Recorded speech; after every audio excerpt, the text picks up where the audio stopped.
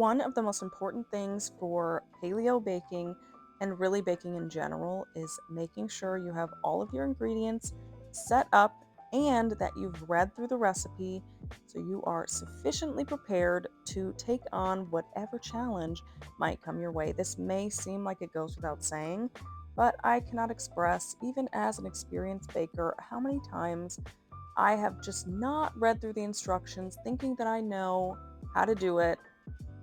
For instance, when I was making ice cream, I completely neglected to chill the bowl in my new ice cream maker. Didn't even cross my mind, so I get all the ingredients mixed together. So excited for my ice cream. And who knew you had to chill the bowl for 8 hours? There goes my idea for the day. So, read through, I cannot express that enough. And then just do everything. Get your ingredients out, make sure you have them all.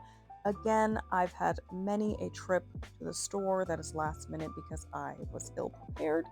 So, highly recommend, as simple as it seems, read through, get your ingredients together. You will be grateful.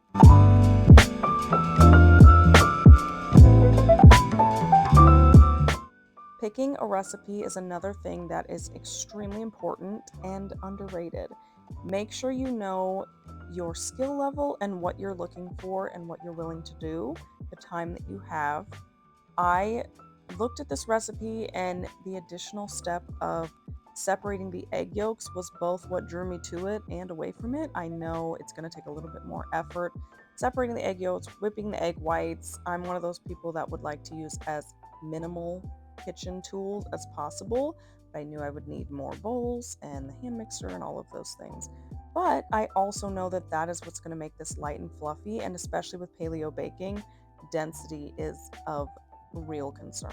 So, knowing that, I kind of took that into account, and these are absolutely my favorite paleo cake recipes that I've come across.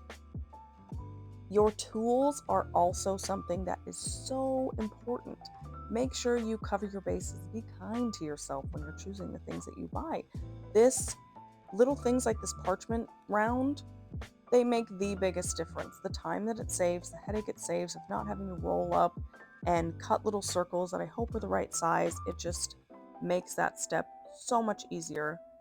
Putting the cake in the oven, also just know if you're looking at your cake and they're pretty high up there, do yourself a favor and put a baking tray right below it just for any spillage you'll see later. It definitely did overflow on that top one, which is fine. I am very thankful though that I was prepared for that step.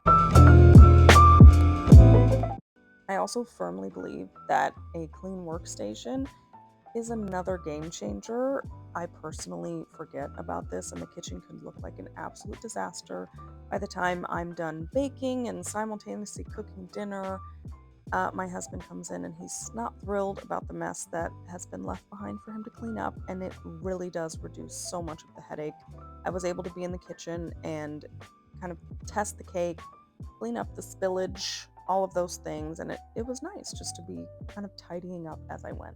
When your cakes are springing back like that, that is the perfect thing. Do not just trust the time that bakers put on the recipes. Every oven is different, every home is different. Test your cakes over and over to make sure they're the right temperature. Now that the cake is all baked, it's been sitting. I actually baked it the night before so I wouldn't have to worry about it on the day of the party. Since this was for my son's 3rd birthday, I wanted to just have all the time to decorate. Leveling the cake is one of my least favorite things just because you get used to it over time, but there is that fear that the cakes are going to be not level or not even, but it truly is forgiving, and worst case scenario, you're leveling it with icing, and that's okay. For jobs like that are already kind of a headache, having the right tools like a turntable and a good serrated knife are always going to make that extra little difference that is going to save your headache.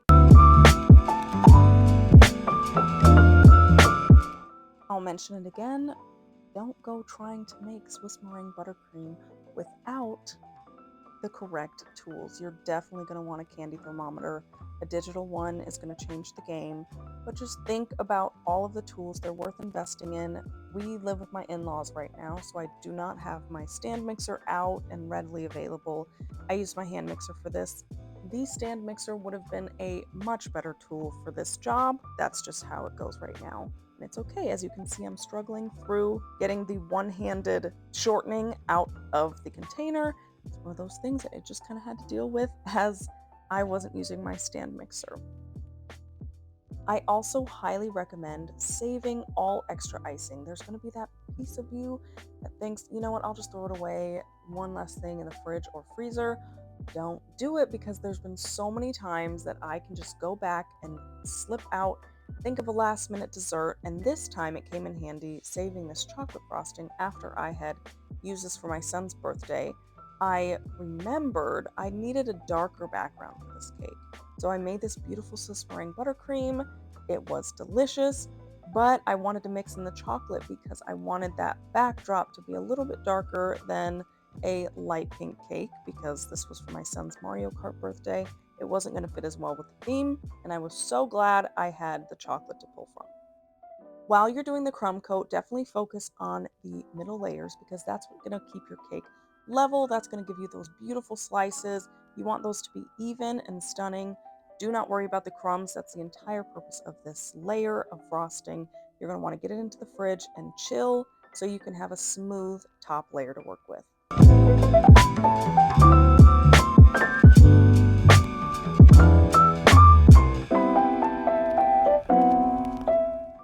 So once you've got that crumb coat on, go ahead and chill that. Typically about 30 minutes is good, so you can come back and swing back to it and get that top layer all set to go to finalize the cake, or get a good layer to add decoration.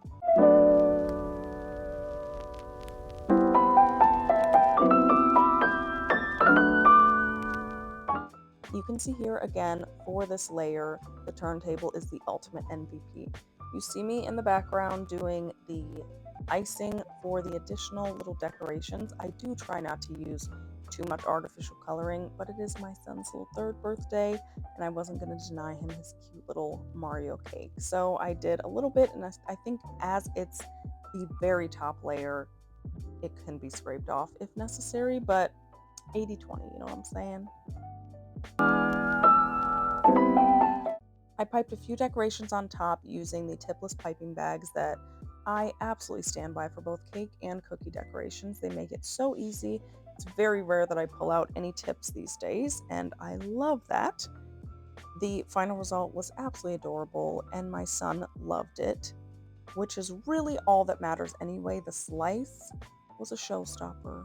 I highly recommend all these tips. Feel free to ask anything in the comments. Go ahead and hit like and subscribe if you want more content like this in the future. I hope you enjoyed following along and have confidence in your baking endeavors.